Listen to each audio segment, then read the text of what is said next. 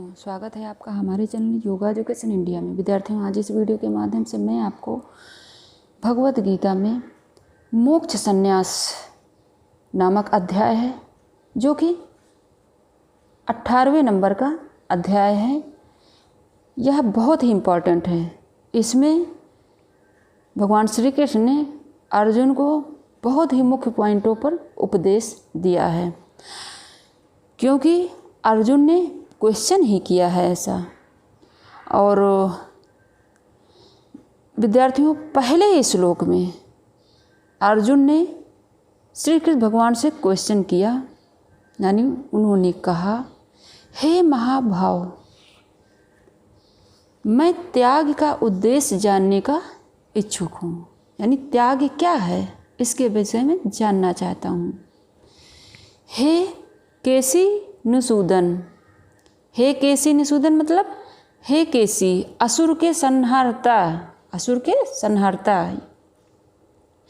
और यह वर्ड श्री कृष्ण भगवान के लिए उन्होंने प्रयोग किया है अर्जुन ने। हे ऋषिकेश, मैं त्यागमय जीवन यानी संन्यास आश्रम का भी उद्देश्य जानना चाहता हूँ। इसमें इसको आप संन्यास की सिद्धि भी समझ सकते हैं, इस अध्याय के नाम को। अब चलिए आगे बढ़ते हैं। त्याग का उद्देश्य जो श्री कृष्ण भगवान ने बताया अर्जुन को, उसको समझते हैं। पॉइंटों में हमने रखा है और समझाते चलूँगी उसके विषय में। सबसे पहले पॉइंट को समझते हैं। भौतिक इच्छा पर आधारित कर्मों के परित्याग को संन्यास विद्वान लोग कहते हैं। किसको? भौतिक इच्छा, जो भौतिक इच्छाएं होती हैं उनके आधारित कर्मों के परित्याग को सन्यासी जो लोग हैं उनको यानी संन्यास विद्वान लोग कहते हैं, यानी पंडित जन कहते हैं। दूसरे पॉइंट में बताया कि समस्त कर्मों के फल त्याग को त्याग बुद्धिमान यानी पंडित जन कहते हैं। पहले पॉइंट में तो कहते हैं कि इच्छा पर आधारित कर्मों के परित्याग को संन्यास कहते हैं।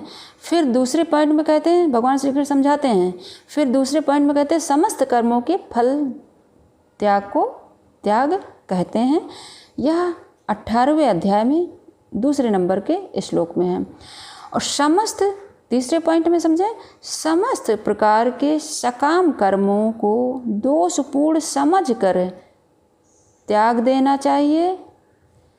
यज्ञ, दान तथा तपस्या के कर्मों को कभी नहीं त्यागना चाहिए।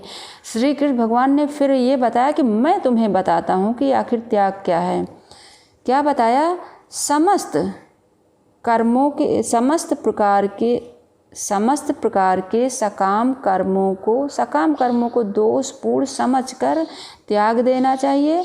लेकिन इस पॉइंट को ध्यान देना, यज्ञ, दान, तपस्या इसको कभी नहीं त्यागना है। और यज्ञ एक हिसाब से कर्म ही है। अब चलिए आगे बढ़ते हैं। अब त्याग के 3 प्रकार बताए हैं। विद्यार्थियों, यह ध्यान रखना, गीता में लगभग 3 ही प्रकार बताए गए हैं, तो उन सभी को ध्यान रखना। और त्याग के 3 प्रकार, तामस त्याग यानी तामसिक, राजसिक, सात्विक त्याग। अब ये किस प्रकार से हैं? मोहवश, तामस त्याग क्या है? मोहवश नियत कर्मों का त्याग कर देना तामस त्याग कहलाता है। यह 18वें अध्याय में ही 7 पॉइंट से इस नंबर का श्लोक है। यह ध्यान रखना, अध्याय 18 से ही मैं इसको बता रही हूँ। जितने भी पॉइंट रखे हैं 18 अध्याय से ही है। राजस त्याग, नियत कर्मों को कष्टप्रद समझकर या शारीरिक क्लेश के भय से त्याग करना राजस त्याग है। ये 8 नंबर का श्लोक है। सात्विक त्याग क्या है? शास्त्र विहित कर्म करना। ध्यान देना, शास्त्र विहित कर्म करना कर्तव्य है।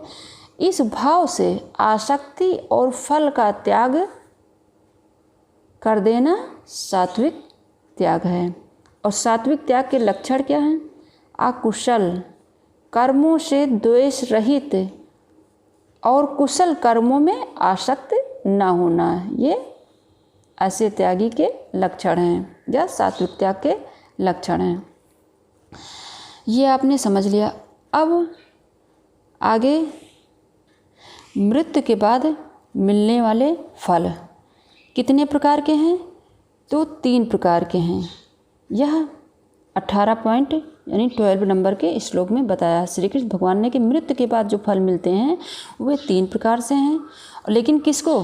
जो त्यागी नहीं है, इच्छित यानी इष्ट, अनिच्छित यानी अनिष्ट तथा मिश्रित, 3 प्रकार से। एक इच्छित हो गया, दूसरा अनिच्छित हो गया, तीसरा मिला जुला फल। लेकिन ये सन्यासी की नहीं है, ये ध्यान रखना। सन्यासी को उन्हें ऐसे फल का सुख दुख नहीं भोगना पड़ता है जो सन्यासी है, क्योंकि उसने तो त्याग कर दिया है ना इन फलों का। तो जो फल का त्याग कर देगा वो कैसे जो है उसको प्राप्त होगा? उसको किसी भी प्रकार का फल नहीं प्राप्त होगा। जो इन सकाम निष्काम कर्म में जो ये सब नहीं फंसते हैं उनको किसी भी प्रकार का फल नहीं मिलेगा।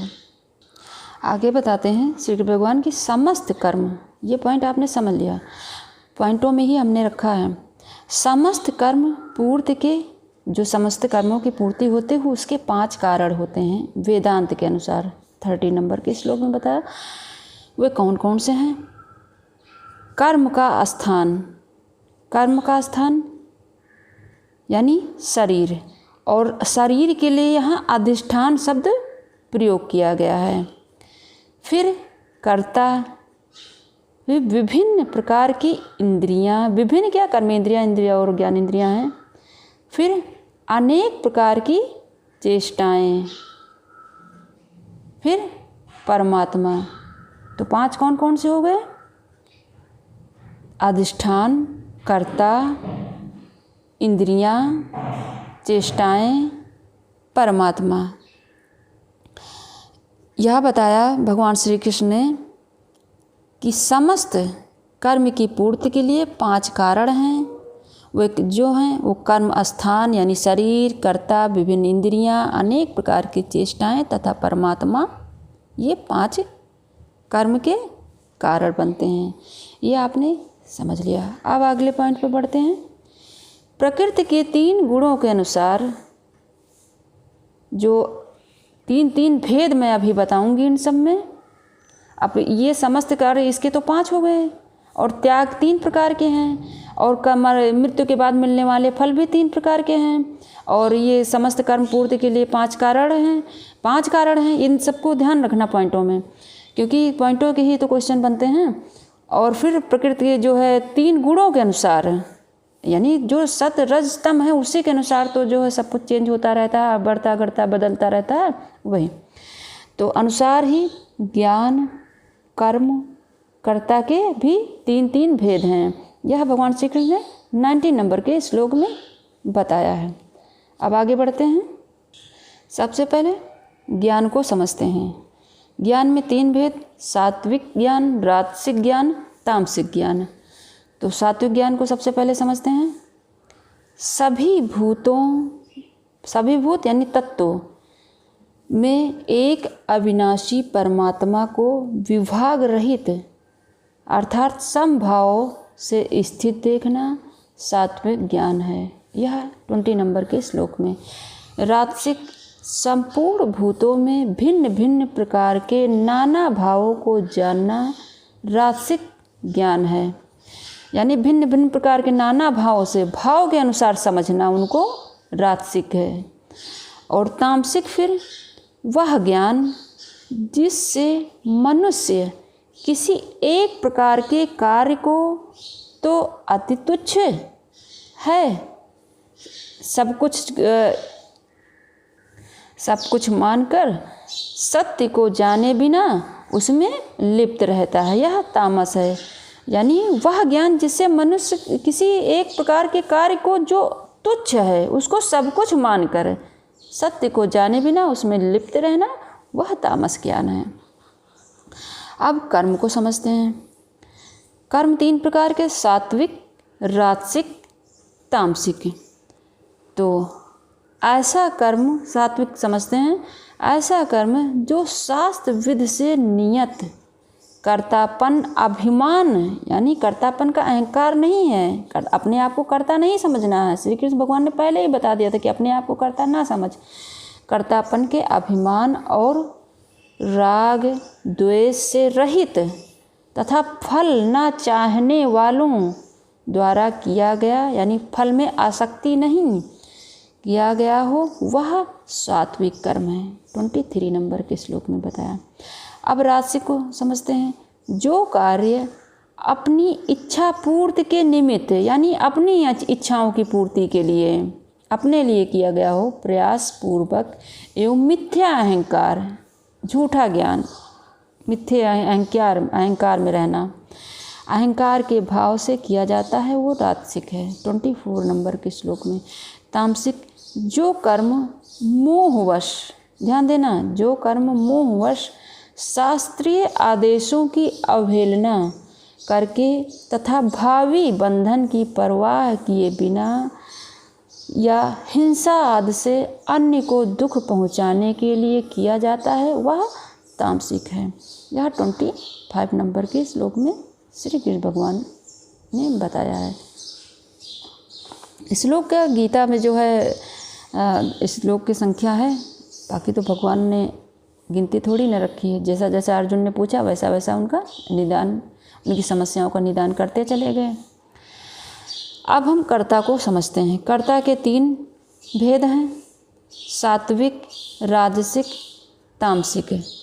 जो पुरुष संग रहित अहंकार के बंधन, यानी अहंकार के वचन न बोलने वाला, धैर्य और उत्साह युक्त, कितने पॉइंट हैं? जो पुरुष संग रहित, यानी लिप्त नहीं रहता है, अहंकार के वचन न बोलने वाले, यानी किसी को चोट नहीं पहुंचाता है, धैर्य उत्साह से युक्त, कार्य के सिद्धि असद्धि दोनों में विकारों से रहित, वह सात्विक है। 5 पॉइंट इसमें बताए गए। राजसिक, जो आसक्ति से युक्त, कर्म फल की इच्छा रखने वाला, जो और लोभी तथा दूसरों को कष्ट देने वाले, यानी कष्ट देने के स्वभाव वाला, केवल अपने विषय में सोचता है ना, राजसिक गुण वाले स्वभाव वाला, जो सुख दुख आदि में लिप्त है, वो राजस कर्ता कहलाता है। कितने पॉइंट हुए? जो आसक्ति से युक्त, जो कर्म फल की इच्छा रखने वाला, और लोभी तथा दूसरों को कष्ट देने वाला, और सुख दुख आदि में लिप्त, 5 पॉइंट इसमें हो गए, वो राजस कर्ता कहलाता है। अब तामसिक कर्ता कौन होता है? यह देखें। जो अयुक्त, शिक्षा रहित, घमंडी, धूर्त, दूसरों की जीविका को नाश करने वाला, शोकग्रस्त, आलसी, दीर्घ सूत्री, ये तामस इस प्रकार के जो कार्य करते हैं वो तामस कर्ता के श्रेणी में रखे जाते हैं। इसमें आयुक्त, यानी जो आयुक्त, शिक्षा रहित, घमंडी, धूर्त, दूसरों की जीविका को नाश करने वाला, शोकग्रस्त, आलसी, दीर्घ सूत्री आदि, ये तामसिक के अंतर्गत रखे जाते हैं। तो आपने इसमें क्या क्या समझा? इसमें कर्ता के 3 भेद, कर्म के 3 भेद, और ज्ञान के 3 भेद, और जो कि प्रकृति के गुणों के अनुसार है, और समस्त कर्म के पूर्ति के 5 कारण, शरीर, कर्ता, विभिन्न इंद्रियां, विभिन्न प्रकार के अनेक प्रकार की चेष्टाएं, परमात्मा, और तामस त्याग, राजस त्याग, सात्विक त्याग को समझ लिया। इसमें समझते हैं बुद्ध के 3 भेद। पहले पॉइंट को समझते हैं, सात्विक, राजसिक, तामसिक। तो सात्विक में बुद्धि किस प्रकार से रहती है? प्रवृत्ति निवृत्त कर्तव्य अकर्तव्य, भय अभय और बंधन मोक्ष को यथार्थ रूप से जानने वाली बुद्धि सात्विक बुद्धि होती है। राजसिक बुद्धि, जिस बुद्धि के द्वारा मनुष्य धर्म अधर्म, कर्तव्य अकर्तव्य को यथार्थ नहीं जान पाता है, वह राजसिक बुद्धि होती है। यह 31 नंबर के श्लोक में है, यानी 18वें ही अध्याय से 31 नंबर के श्लोक में, और सात्विक 18वें अध्याय से 30 नंबर के श्लोक में है। तामसिक बुद्धि कैसी होती है?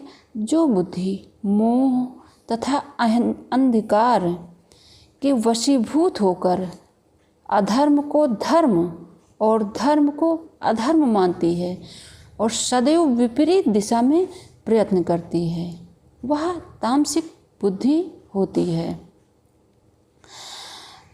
विद्यार्थियों, यह 32 नंबर के श्लोक में बताया गया है। अब धृत्य के विषय में समझते हैं। धृत्य के 3 भेद, वे कौन कौन से? सात्विक, राजसिक, तामसिक। जिस सात्विक को समझते हैं, जिसे अव्यभिचारिणी धारणा